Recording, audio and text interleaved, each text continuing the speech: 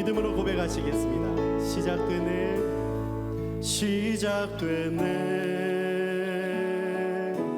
우리 주님의 능력이 나의 삶을 다스리고 새롭게 하네. 자유하네. 죄와 사망으로부터 나의 삶은 변하구나. 충만하네. 아멘. 주님의 이름을 찬양합니다. 시작됐네 우리 주님의 능력이 나의 삶을 다스리고 새롭게 하네. 자유하네. 죄와 사망으로부터 나의 삶은 변하구나. 충만하네. 은혜로다 은혜로다. 주의 은혜 한량없니. 주의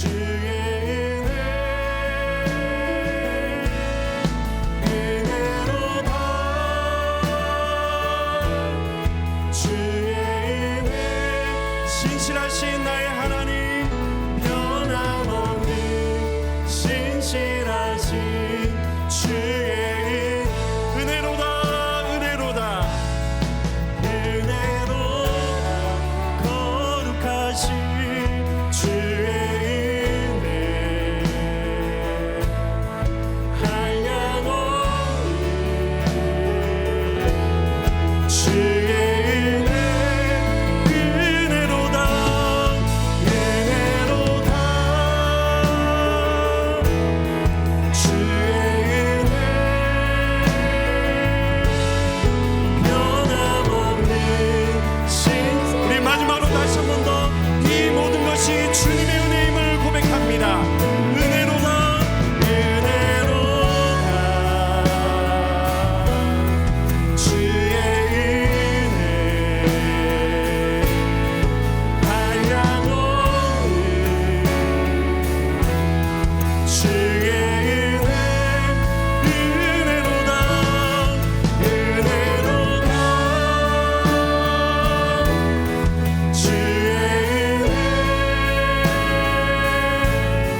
변함없는 신실하신, 변함없으시고 신실하신 나의 주님, 변함없는 신실하신. 우리 마지막으로 다시 한 번 더 변함없으신 나의 주님, 변함없는 신실하신 주의 은혜. 우리 거룩하시고 신실하신 주님 앞에 감사 영광의 박수 올려드리시겠습니다. 아멘. 우리에게 예배를 회복시키시는 주님 앞에 더 가까이 나아가시겠습니다.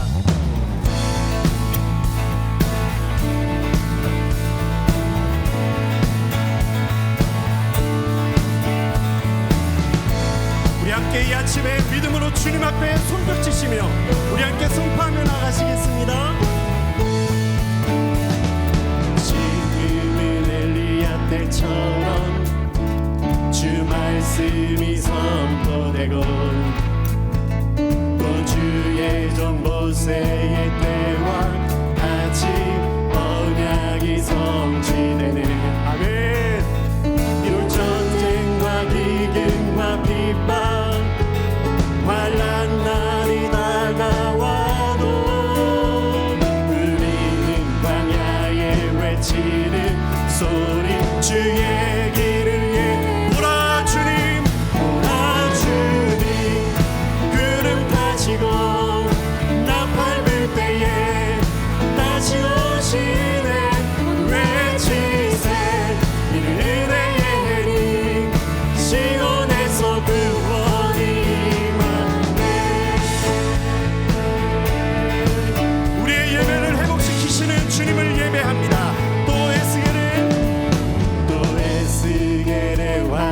뱀처럼 마른 뼈가 살아나고 다윗처럼 또 주의 종 다윗의 때와 같이 예배가 회복되는 아멘. 추수할 때가 이르러 들판은 휘어졌네. 우리는 추수할 그 우리 함께 믿음으로 말씀 선포하리. 오라 주님 구름 타시고 나팔 불 때에 다시 오시네. 외치세 은혜의 해니 시온에서 구원이. 오라 주님 구름 타시고 나팔 불 때에 다시 오시네. 외치세 은혜의 해니. 이번에는 우리의 목소리로 보라 주님 할렐루야. 보라 주님 구름 타시고 나팔 불 때에 다시 오시네. 모두 외치세 이는 은혜의 시온에서 구원이. 보라 주님 구름 타시고 나팔 불 때에 다시 오시네. 외치세 이는 은혜의 해니 시온에서 구원이. 시온에서 구원. 다시 한 번 더 이곳에서 구원이. 시온에서 구원이 임하네. 아멘. 거룩하신 주님, 우리를 회복시키시는 주님 앞에 믿음으로 나아갑니다. 우리 길을 여시는 주님 앞에 더 가까이 나아가시겠습니다.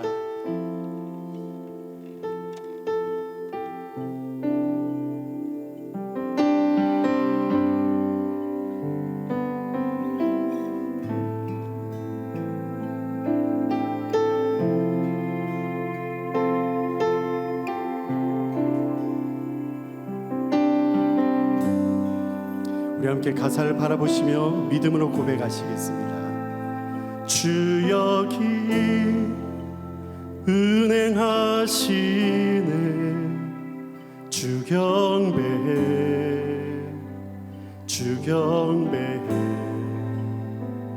이곳에 역사하시네.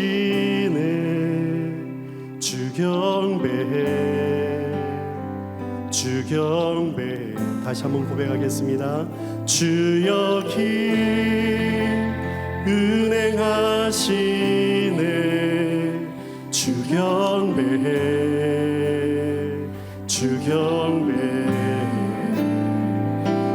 이곳에 역사하시네. 주 경배.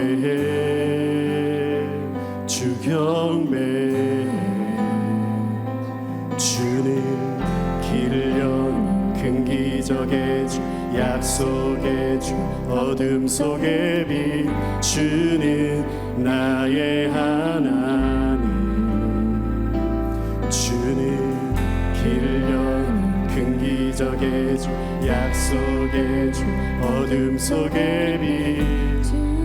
우리의 하나님을 예배합니다. 주 여기 모든 마음을 만지시네. 주경 우리의 치료자가 되시며 이곳에 모든 마음을 치료하네. 주 경배 주 여기 모든 삶들을 새롭게 해. 주 경배해 이곳에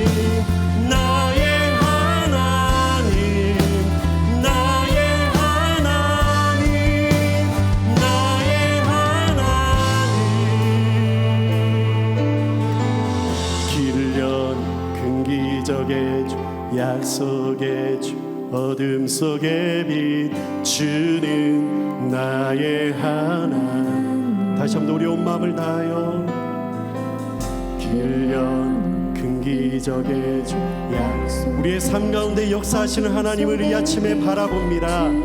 우리 이 부분을 믿음으로 함께 고백하시겠습니다. 못 볼 때도 주님께서 역사하시며 못 볼 때에도 주 역사하네, 못 느낄 때도 주 역사하네, 주 절대로 멈추질 않네, 주 절대로 멈추질 않네, 못 볼 때에도 주 역사하네. 오늘 이 시간 믿음의 두 손을 들고 우리 이 부분을 다시 한번 온 마음을 다하여 선포하시겠습니다. 주 절대로 멈추지, 못 볼 때에도 주 역사하네, 못 느낄 때도 주 역사하네, 주 절대로 멈추지 않네, 주의 주님 일하여 주시옵소서. 못 볼 때에도 주 역사하네, 못 느낄 때도 주 역사하네, 주 절대로 멈추지 않네, 주 절대로 길을 여시는 나의 주님, 길을 여 큰 기적의 주 약속의 주 어둠 속에 비추는 나의 하나님, 길을 여 큰 기적의 주 약속의 주 어둠 속에 비추는, 우리가 이 아침에 하나님의 이름을 부릅니다.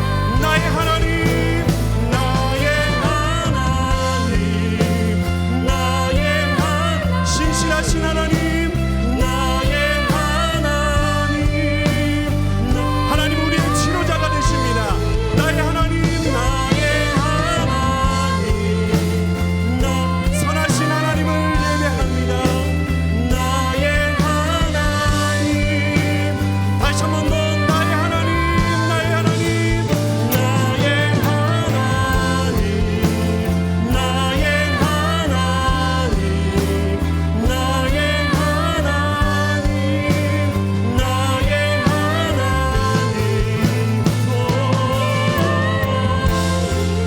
나의 하나님. 우리 하나님은 좋으신 분이십니다. 아멘, 아멘. 길을 여시는 나의 주님,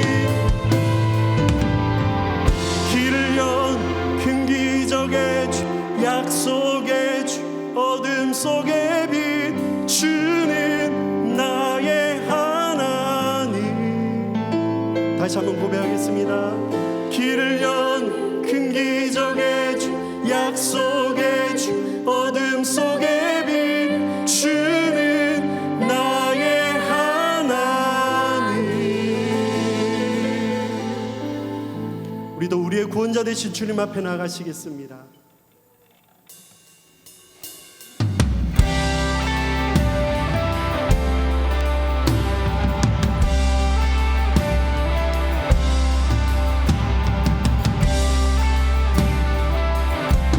우리 함께 이 아침에 믿음으로 이 찬송의 고백을 올려드리며 나가시겠습니다. 예수로 나의 구주 삼고 성령과 피로써 거듭나니 이 세상에서 내 영혼이 하늘의 영광 보이로.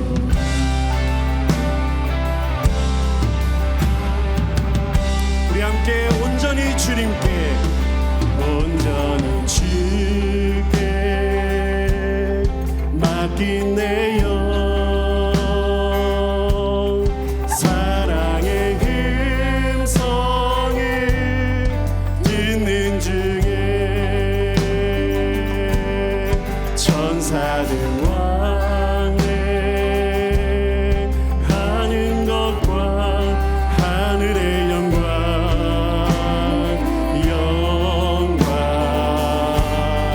보이. 아멘. 이것이 우리의 믿음의 고백입니다.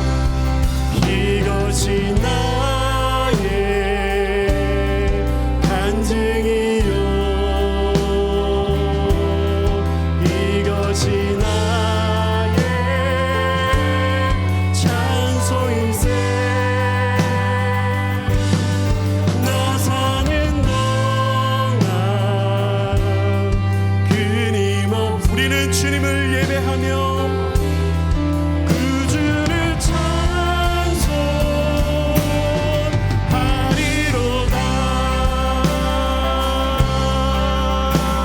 우리에게 기쁨을 주시는 분이십니다. 주님 안에 주 안에 기쁨 누림으로 마음의 풍랑이 잔잔하니 나는 강고도 이 아침에 주님을 바라보며 구속한 주만 보리로다. 아멘 아멘. 이것이 나의 간증이요, 이것이 나의 찬송. 예수님이 우리의 구원자이십니다. 아멘. 나 사는 동안 끊임없이 주님을 찬양하며 그 주를 찬송하리. 우리 마지막으로 다시 한 번 더 이것이 나의 간증이요, 이것이 나의 간증이요. 그렇습니다 주님. 이것이 나의 찬송일세. 예 주님. 나 사는 동안 끊임없이 주님만을 바라봅니다. 아멘. 그 주를 찬송하리로다. 할렐루야. 우리 주님께 감사 영광의 박수 올려드리시겠습니다. 아멘. 오늘 말씀은 삶으로 예배하라, 이 제목으로 우리가 함께 은혜 나누기를 원합니다. 미가서는 크게 세 개의 예언 단락으로 구성되어 있습니다. 각 단락은 들으라라는 말씀으로 시작하여 심판의 선언과 회복의 약속을 말씀하고 있습니다. 미가서는 심판과 남은 자의 회복, 메시아의 탄생, 그리고 통치 예언을 하시는 점에서 이사야서와 흡사하다고 말씀하고 있습니다. 미가 4장 1절과 3절과 1절부터 3절 말씀과 이사야 2장 2절부터 4절 말씀은 매우 흡사하여 동일인이 쓰지 않았는가 할 정도로 흡사합니다. 그래서 미가서를 작은 이사야서라 이렇게 명명하기도 하는 것이죠. 미가서 6장은 마치 법정의 재판 장면처럼 시작합니다. 하나님께서 산과 땅을 증인으로 세우시고 이스라엘을 향하여 말씀하고 있습니다. 그러나 하나님께서 먼저 그들의 죄를 책망하지 않으시고 내가 너희에게 무엇을 잘못했느냐라고 물으십니다. 그리고 애굽에서 구원하신 은혜를 기억하라고 말씀하고 있습니다. 그러므로 8절 말씀의 순종은 구원을 얻기 위한 조건이 아니라 이미 구원받은 백성들이 드려야 할 은혜의 응답이라고 말씀하시는 것이죠.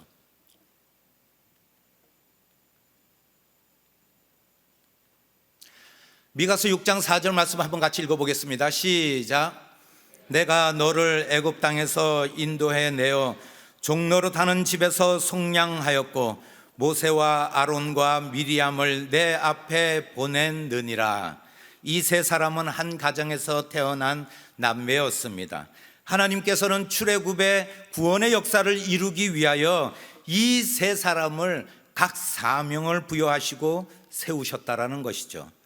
하나님께서는 모세를 지도자와 선지자로, 아론을 대예언자와 제사장으로, 그리고 미리암을 여선지자와 찬양의 지도자로 세우셨습니다. 이를 오늘 언어로 적용하면 하나님께서 말씀과 예배와 찬양을 통하여 구원받은 백성 하나님께로 이끄셨다라는 것을 말씀하고 있는 것입니다. 출애굽의 목적은 단순히 그 출애굽을 통해서 애굽을 탈출하라라는 것이 아니라 모세를 처음 부르실 때부터 출애굽의 목적에 대해서 말씀하고 있습니다. 내가 그 백성을 애굽에서 인도하여 낸 후에 너희가 이 산에서 하나님을 섬기리니 이것이 내가 너를 보낸 증거니라. 그리고 반복해서 바로에게 하신 말씀이 있습니다.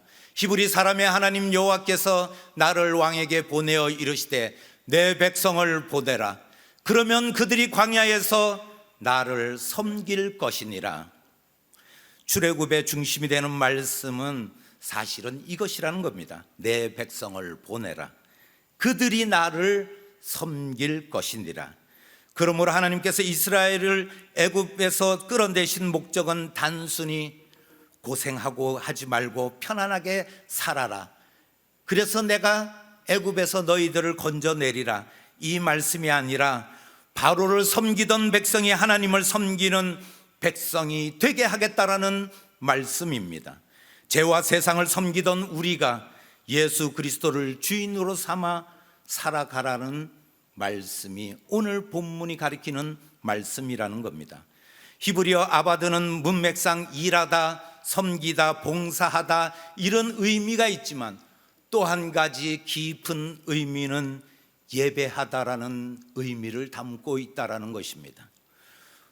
오늘날 우리 역시 반드시 무언가를 섬기며 살고 있습니다.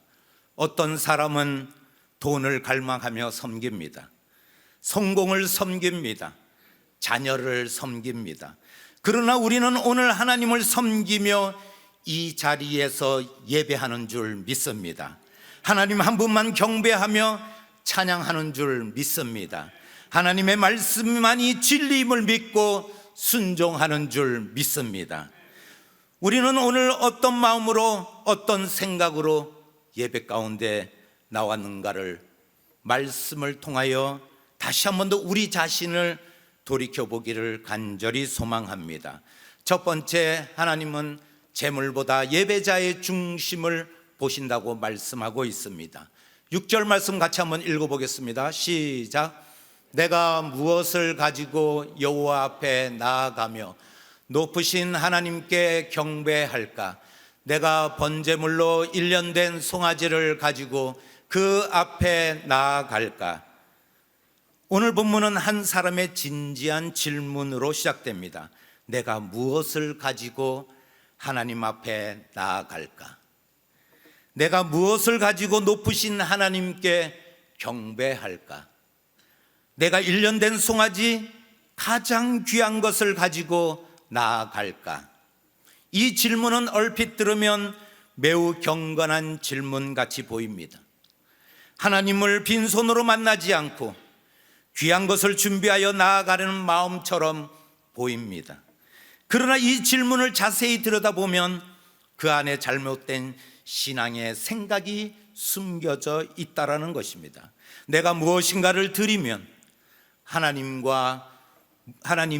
하나님께서 문제를 해결해 주시지 않겠는가? 좋은 재물을 드리면 잘못된 삶도 덮어주시지 않을까? 예배만 정성껏 드리면 평소의 불순종은 하나님께서 눈 감아 주시지 않을까? 이런 마음이 담겨져 있다라는 것입니다. 이스라엘 백성은 하나님과의 관계를 은혜의 관계가 아니라 거래의 관계로 생각하고 바꾸어 놓았다라는 것입니다. 그런 마음으로 예배 가운데 임했다라는 것이죠. 지금 우리가 그런 생각과 태도로 예배하고 있지 않는가? 우리 자신을 돌이켜봐야 됩니다. 그렇다면 오늘 이 말씀이 우리에게 무엇을 말씀하고 계신지를 귀 기울이시는 우리 모든 성도님들 되시기를 간절히 소망합니다. 우리는 손에 무엇을 들고 왔는가가 중요하다고 생각하면서 마음에 무엇을 품고 왔는가를 놓칠 때가 많습니다. 손에는 성경책을 들고 왔지만 마음에는 여전히 미움을 품고 있지 않습니까? 입술로는 찬양하면서 마음속으로는 다른 사람을 정죄하고 있지 않습니까? 헌금을 드리면서도 정작 도움이 필요한 사람에게는 마음을 닫아버리고 선을 베풀지 않고 있지 않습니까? 예배는 참석하면서 하나님의 말씀에는 순종하지 않는 우리 마음을 돌이켜보라는 것입니다. 하나님께서는 단지 우리의 손만 보시는 분이 아닙니다. 하나님께서는 우리의 중심을 보신다라고 말씀하고 있는 것입니다. 하나님은 재물보다 먼저 예배자를 바라보시는 줄 믿습니다. 창세기 4장 4절을 보면 여호와께서 아벨과 그의 제물을 받으셨으나, 성경은 하나님께서 아벨의 제물만 받으셨다라고 하지 않고 아벨과 그의 제물을 받으셨다라고 말씀하고 있습니다. 하나님께서는 예배자와 제물을 따로 보지 않는다라는 것입니다. 예배와 삶을 함께 보시는 것입니다. 하나님은 제물과 예배자를 분리해서 보시지 않으신다는 것입니다. 하나님께서 원하시는 것은 좋은 제물만이 아니라 하나님을 사랑하는, 그리고 예배하는 그 마음을 기뻐하시는 줄 믿습니다. 하나님께서 찾으시는 것은 큰 헌금이 아닙니다. 순종하는 마음을 원하시는 것입니다. 하나님께서 기뻐하시는 것은 아름다운 찬양만이 아니라 그 찬양과 내 삶이 일치하느냐, 그것을 바라보신다는 것이죠. 예배는 자기 의의를 가지고 나오는 자리가 아닙니다. 우리는 때때로 자신이 한 일, 자신이 충성하고 헌신했던 일, 그것을 가지고 하나님 앞에 나아갈 때가 있습니다. 그러나 우리가 하나님 앞에 내세울 것은 아무것도 없다라고 주님은 말씀하고 있는 것입니다. 미워하는 마음을 내려놓으십시오. 숨겨둔 죄를 하나님 앞에 고백하며 내려놓으십시오. 고집과 자존심을 내려놓으십시오. 말씀 앞에 순종하지 않는 마음을 내려놓는 우리 성도님 되시기를 축복드립니다. 하나님께서 원하시는 것은 우리가 가져온 물건이 아닙니다. 하나님께서 우리 재물보다 우리 마음을 원하신다는 것입니다. 우리 중심에 어떤 마음을 품고 하나님을 향한 우리의 어떤 마음을 가지고 나왔는가를 오늘 말씀은 우리에게 누누이 밝히고 있습니다. 로마서 12장 1절 말씀 같이 한번 읽어보겠습니다. 시작. 너희 몸을 하나님이 기뻐하시는 거룩한 산 제물로 드리라. 이는 너희가 드릴 영적 예배니라. 예배는 하나님께 무엇인가 드려 복을 얻어내려는 거래가 아니고, 예배는 예수 그리스도를 통하여 이미 받은 은혜에 감사하여 나 자신을 드리는 응답이라는 것입니다. 마가복음 12장 33절 말씀에 마음을 다하고 지혜를 다하고 힘을 다하여 하나님을 사랑하는 것과 또 이웃을 자기 자신과 같이 사랑하는 것이 전체로 드리는 모든 번제물과 기타 제물보다 나으니이다. 서기관이 이 대답을 했을 때 예수님은 지혜 있는 대답이라고 칭찬하셨듯이, 하나님을 사랑하고 이웃을 사랑하는 마음을 가지고 예배할 때 가장 귀한 예배가 된다는 것입니다. 이렇게 하나님을 예배하시는 우리 성도님 되시기를 축복드립니다. 이렇게 예배 드리는 오늘 우리가 삶으로 예배하는 우리들인 줄 믿습니다. 두 번째, 하나님은 희생의 크기보다 순종의 깊이를 보신다라고 말씀하고 있습니다. 7절 말씀 같이 한번 읽어보겠습니다. 시작.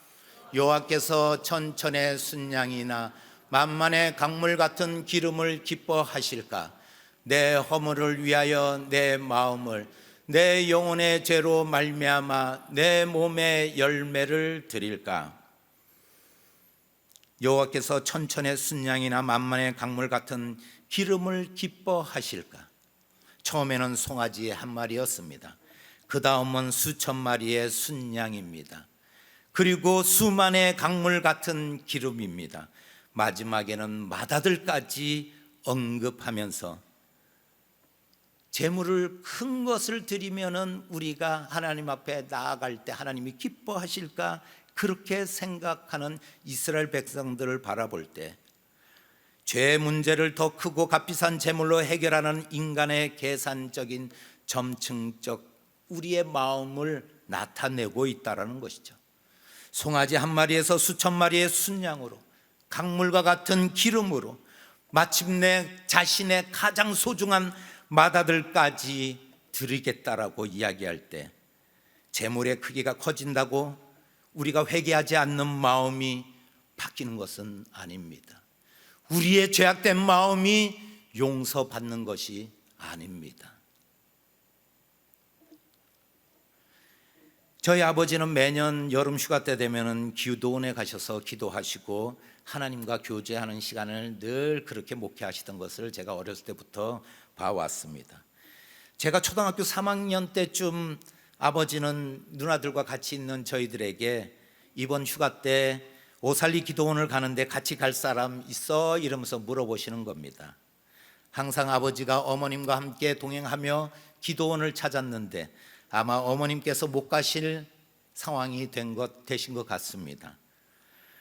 누나들은 전부 바쁘다는 핑계를 대며 못 간다고 이야기할 때 저는 어리지만 아버지를 기쁘게 해드리려고 하는 마음에서 네, 아버지 제가 가겠습니다. 그러면서 제가 아버지 옆에 확 달려들면서 제가 말한 적이 있습니다. 그러나 저는 생각해 볼 때 이 말씀을 준비하면서 이 예화가 생각이 났는데 곰곰이 생각해 보니 아버지께 제가 그렇게 이야기했을 때 아버지는 분명히 나에게 용돈을 더 주실 것이다라는 기대가 있었습니다. 그리고 또한 아버지를 따라갔을 때 아버지가 기뻐하며 내가 어떠한 잘못이 있을 때 용서하시고 이해해 주시지 않겠는가 하는 마음속의 작은 거래가 내 마음 가운데 있었다라는 것이죠. 우리도 하나님을 예배하면서 이만큼 드렸으니 하나님께 이만큼 복을 받지 않겠는가 하는 생각이 있지 않은가요? 그러나 하나님께서 원하시는 것은 거래가 아니라는 것입니다. 하나님과 관계라는 것입니다. 계산된 마음이 아니라 순종이 하나님을 기쁘시게 한다는 것입니다. 저는 아버지를 따라 오후에 이제 기도원에 도착했습니다. 숙소에 짐을 풀고 산책을 아버지와 잠깐 하면서 저녁이 되었는데 저녁 식사는 안 하고 바로 저녁 집회를 참석하는 것입니다. 저는 순간 생각에 저녁 집회가 끝나고 식사를 하려나 보다 이 생각을 했습니다. 예배가 끝나면은 맛있는 걸 사주시겠지 아니면 식당 가서 식사를 같이 하겠지 생각하면서 그날 집회를 참석했는데 집회는 늦은 밤까지 계속되었습니다. 저는 저녁 집회가 끝나기도 전에 잠이 들고 말았습니다. 다음 날 아침이 되어서 저는 무척 배가 고팠습니다. 그래서 하는 수 없이 아버지 아침은 먹는 것이죠? 언제 먹나요? 이렇게 이야기할 때 저희 아버지는 아니 3박 4일 동안 금식이다. 저는 그때 놀랐습니다. 3박 4일이요? 밥을 안 먹는다고요? 그러면 아버지 집을 떠날 때 그 얘기를 하셨어야죠. 그래야 제가 갈지 안 갈지 결정하지 않습니까? 3박 4일 동안 밥을 안 먹고 어떻게 삽니까? 아마 여기 계신 성도님 중에 그 어린 나이에 김바울 목사가 3박 4일 동안 금식을 했을까 안 했을까 궁금하실 텐데 설교 마지막에 말씀드리겠습니다.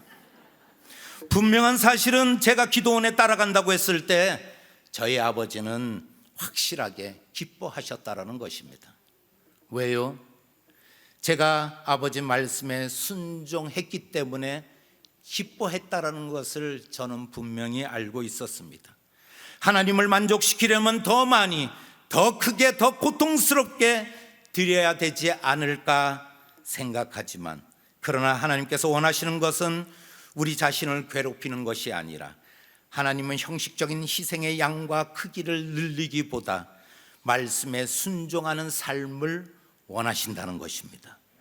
사무엘상에서 사무엘은 사울 왕에게 이렇게 말하고 있습니다. 순종이 제사보다 낫고 듣는 것이 순양의 기름보다 나으니 사울 왕은 제사를 드렸지만 하나님 말씀에 불순종했습니다. 그는 종교적인 행위를 이용하여 불순종을 가리려 했습니다. 우리도 그럴 수 있습니다. 우리도 그럴 때가 있다라는 것입니다. 예배를 드리지만 정직하지 않을 때가 있습니다. 기도는 많이 하지만 가족에게 상처를 줄 때가 있습니다. 봉사는 열심히 하지만 다른 사람을 무시할 때가 있습니다. 헌금은 드리지만 어려운 이웃에게 마음을 닫을 때가 얼마나 많은지 모릅니다. 하나님은 희생의 양보다 순종의 깊이를 보신다고 오늘 말씀하시는 겁니다. 본문은 율법이 요구하는 제물을 모두 드리며 그 양이 아무리 많다고 할지라도 이것만으로 하나님을 기쁘시게 할 수 없음을 강조하고 있다라는 것입니다. 결국 하나님은 그 희생이 너를 얼마나 순종하는 사람으로 변화시켰는가라고 우리에게 말씀하는 것이죠. 본문 후반절에 보면은 내 허물을 위하여 내 맏아들을 내 영혼의 죄로 말미암아 내 몸의 열매를 드릴까. 그들이 내 허물과 내 영혼의 죄 때문에 맏아들을 드리겠다라는 말은 가장 값비싼 희생을 뜻하는 과장된 질문입니다. 동시에 하나님께서 엄격하게 금하신 이방의 그 자녀 희생 제사를 떠올리게 합니다. 하나님은 사람의 생명을 제물로 요구하시는 분이 아니십니다. 오히려 죄인의 죄값을 대신 갚아주시기 위하여 자신의 독생자 예수 그리스도를 우리를 위해 속죄 제물로 내어주시는 분이시라는 것을 우리에게 말씀하고 있습니다. 그러나 그들은 하나님께 나아감에 있어 허물과 죄를 안고 그대로 하나님께 오직 제물로 해결하려고 했다라는 것입니다. 그들은 죄를 진실하게 회개하며 하나님께 돌아오려 하지 않았습니다. 삶의 자리에서 불의를 버리려고 하지도 않았습니다. 죄물로 죄를 덮으려고만 했습니다. 죄를 씻는 것은 제물의 양이나 하나님께서 베푸신 속죄의 은혜 아니면 안 된다라는 것입니다. 이러한 회개 없는 제사는 진실한 삶의 결단이 결여된 제물이 되는 것입니다. 도리어 하나님을 아프게 하고 하나님의 마음을 상하게 하는 우리의 모습, 지금 이 말씀에 나오는 모습이 되는 것입니다. 우리의 죄를 씻는 제물은 우리의 순양의 기름도 우리의 선행도 아닙니다. 하나님께서 친히 준비하신 어린 양 예수 그리스도만이 우리의 죄를 담당하시는 줄 믿습니다. 우리는 순종하여 구원받는 것이 아니라 그리스도의 은혜로 구원받았기에 순종하는 것입니다. 따라서 삶으로 드리는 예배는 구원을 얻기 위해 우리가 대가가 아니라 구원받은 사람이 드리는 감사의 열매인 줄 믿습니다. 오늘 말씀을 보고 듣고도 아무것도 달라지지 않는다면 오늘 우리의 예배는 우리의 귀만 지나갔을 뿐 삶에는 도착하지 않았다는 것입니다. 하나님께서 원하시는 것은 더 크고 화려한 제사가 아니라 은혜를 받은 사람이 살아내는 순종인 줄 믿습니다. 그렇다면 그 순종은 구체적으로 어떤 모습으로 나타나는가? 하나님의 정의와 사랑과 겸손의 삶으로 나타난다고 오늘 성경은 말씀하고 있습니다. 그래서 세 번째, 순종은 정의와 사랑과 동행의 삶으로 나타납니다. 6장 8절 말씀 같이 한번 읽어보겠습니다. 시작.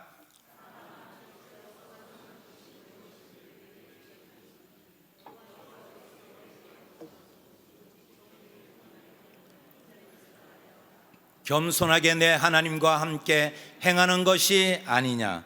사람아, 주께서 선한 것이 무엇임을 내게 보이셨나니. 하나님께서 이미 선지자를 통하여 보이셨다는 거죠. 이 말씀은 하나님의 뜻이 감춰져 있지 않고 드러났다라는 의미입니다.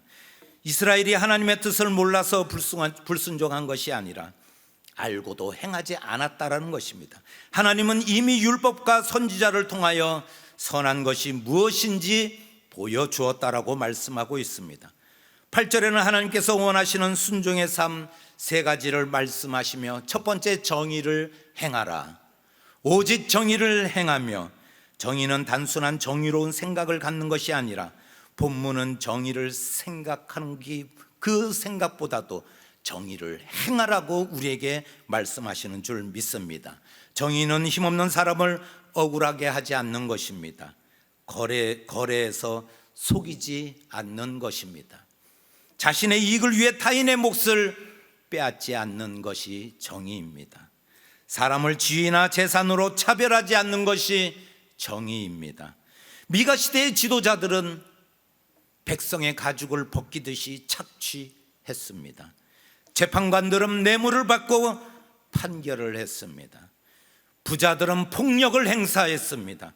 그러면서도 성전에서는 예배했다는 것이죠. 하나님께서는 그 예배를 기뻐하시겠습니까? 결코 기뻐하지 않으셨다라고 오늘 본문에서 우리에게 말씀하는 것입니다. 정의는 권력을 가진 위정자의 구로만 머물러서는 안 됩니다. 돈을 정직하게 사용해야 될 줄 믿습니다. 약속을 지켜야 될 줄 믿습니다. 약한 사람의 말을 들어주어야 되는 것입니다. 직장에서 사람을 함부로 대하지 않고 자기 가족에게만 유리한 행동을 하지 않고 잘못된 일을 보았을 때 침묵하지 않는 것입니다. 이것이 오직 정의의 삶으로 드리는 예배자의 모습이라고 오늘 우리에게 동일하게 말씀하시는 줄 믿습니다.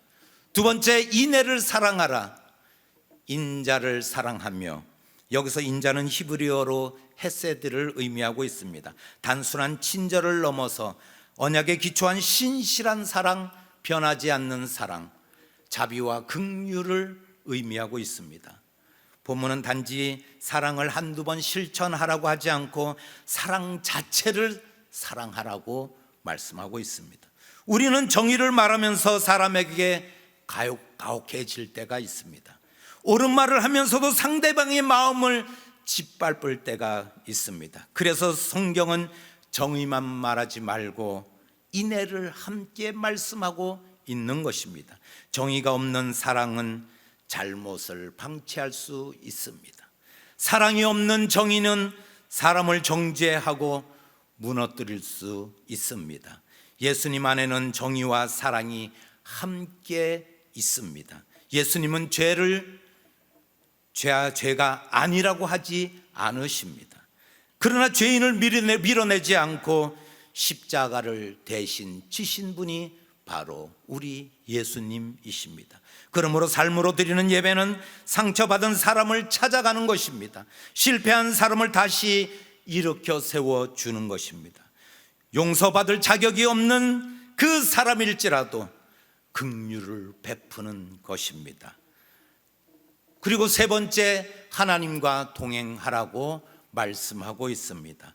겸손하게 내 하나님과 함께 행하는 것이 아니냐. 행한다는 말은 한 번 행동이 아니라 지속적인 삶의 걸음을 뜻합니다. 신앙은 특별한 날 하나님을 잠깐 만나서 예배하며 만나는 것이 아닙니다. 매일 하나님과 함께 걷는 모습이 바로 예배자의 모습인 것입니다. 제가 기도원에서 3박 4일 동안 금식을 했는지 안 했는지 궁금하시겠지만 결국 저는 금식을 끝까지 하지 못했습니다. 아니, 첫날 저녁 한 번밖에 안 했습니다. 어린 제가 식당 앞에 들어 누웠습니다. 아버지는 계속 타이르며 조금만 참으라고 하셨지만 저는 듣기부터는 이제 죽음과 사토해야 된다는 생각에 나의 결코 이 죽음 앞에서는 용서할 수 없는 아버지의 그 선택을 저는 따를 수가 없었습니다. 지금 생각해 보면 순종보다 보상을 기대했던 내 마음이 보입니다. 금식보다 밥을 더 간절히 구했던 내 자신을 볼 수 있었습니다. 아버지는 그런 부족한 아들을 함께 온 것을 기뻐해 주시며, 그리고 이 일을 생각할 때 저는 하나님과 관계가 거래가 아니구나, 함께 걷는 관계라는 사실을 깨닫게 되었습니다. 교회에서 하나님을 높이지만 가정에서는 자기 고집대로 산다면 온전한 동행이 되겠습니까? 기도할 때 주님을 찾지만 결정할 때는 내 욕심에 따라서, 내 이익에 따라서 결정한다면 하나님과 동행하는 삶이 아니라는 것입니다. 겸손히 하나님과 함께 걷는 것은 자신을 무가치하게 여기는 것이 아니라 하나님의 뜻을 내 뜻보다 높이는 것입니다. 주님, 제가 옳다고 생각하지만 주님의 마음이 무엇인지 먼저 묻겠습니다. 주님, 제 감정보다 주님의 뜻을 따라가겠습니다. 주님, 제가 앞서가지 않고 주님의 걸음에 맞추어 걷겠습니다. 주님의 뜻을 이루소서. 고요한 중에 기다리니 진흙과 같은 날 빚으사 주님의 형상 만드소서. 주님의 뜻을 이루소서. 온전히 나를 주장하사 주님과 함께 동행함을 만민이 알게 하옵소서. 주님과 함께 동행함을 만민이 알게 된다면 우리 모습이 주님의 형상이 나타나지 않을까요? 주님의 모습이 분명히 나타날 겁니다. 주님의 뜻이 나로 인하여 이루어질 줄 믿습니다. 이것이 바로 겸손히 하나님과 동행하는 삶이라는 것입니다. 사랑하는 성도님들, 하나님은 오늘도 우리에게 이 말씀을 통해서 마음의 감동과 질문을 우리에게 준 것입니다. 하나님은 우리가 무엇을 가지고 왔는가 그것을 보시는 것이 아니라 예배를 통하여 어떤 사람으로 변화되어 가는지를 보고 계신다라는 것입니다. 예배는 교회 안에서 끝나는 하나의 행사가 아니라 예배는 우리 가정으로, 직장으로, 학교로, 세상으로, 우리의 일터로 이어지는 삶의 모습이라는 것입니다. 주일에 하나님께 손을 들고 찬양했다면 월요일부터는 이웃을 향해 손을 내밀 때 이것이 삶의 예배라는 것입니다. 주일에 아멘을 외쳤다면 월요일부터 말씀에 순종하고 실천하는 우리 모습이 바로 예배자의 모습이라는 것입니다. 주일에 은혜를 받았다면 월요일부터는 받은 은혜를 흘려보내야 이것이 바로 은혜 받은 예배자의 모습이라는 것입니다. 그 삶이 하나님께서 가장 기뻐하시는 예배가 될 줄 믿습니다. 축도는 예배가 모두 끝났다라는 종료 선언이 아닙니다. 이제 세상으로 나아가 예배의 삶을 시작하는 파송의 선언인 것입니다. 그래서 손을 들고 축복할 때 그 축복을 받아서 우리가 세상에 나가 나누고 베풀고 구워주는 삶이 되라고 그 축도 아래 우리가 고개를 숙이는 것입니다. 축도가 끝나고 성가대의 마지막 송영이 울려 퍼질 때 우리는 기도로 오늘의 말씀을 생각하며 결단해야 되는 것입니다. 한 주간도 주님의 뜻을 따라 살겠습니다. 한 주간 우리의 삶으로 예배 드리겠습니다. 한 주간 주님의 영광을 드러내며 살겠습니다.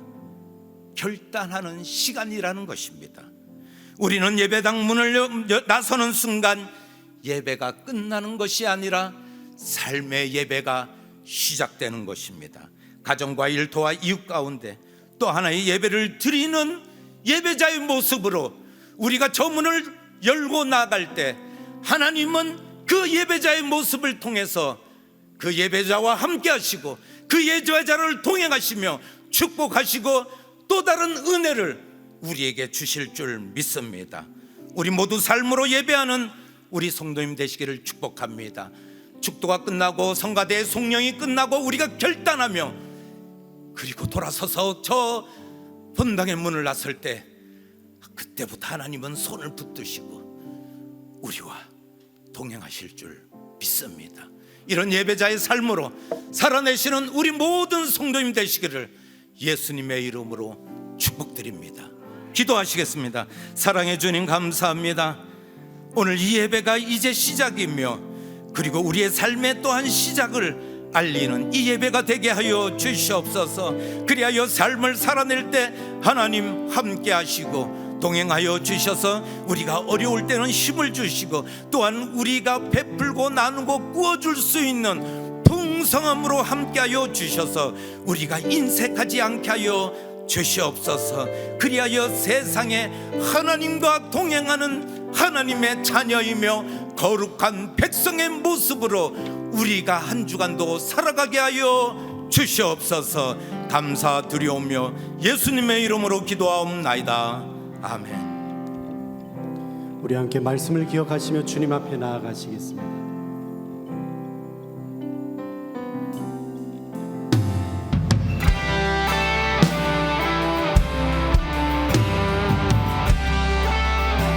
예수로 나의 예수로 나의 구주 삼고 성령과 피로서 거듭나니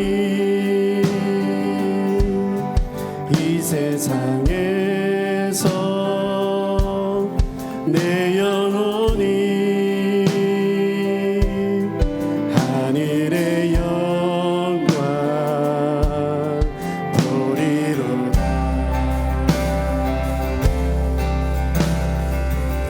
온전히 주님께 맡기네요.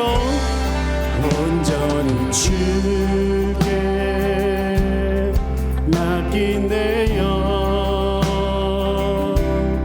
사랑의 음성을 듣는 중에 천사를 왕래하는 것과 하늘의 영광 하늘의 영광. 우리 시간 자리에 일어나셔서 고백하시겠습니다. 이것이 나의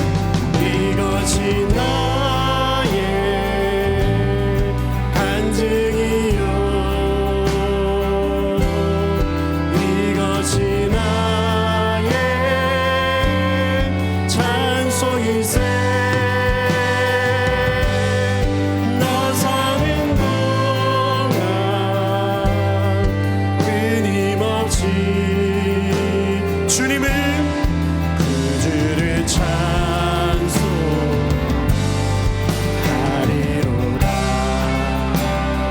아멘. 우리의 온 마음을 다하여 주님 앞에 나아가시겠습니다. 주님 안의 기쁨은 주 안의 기쁨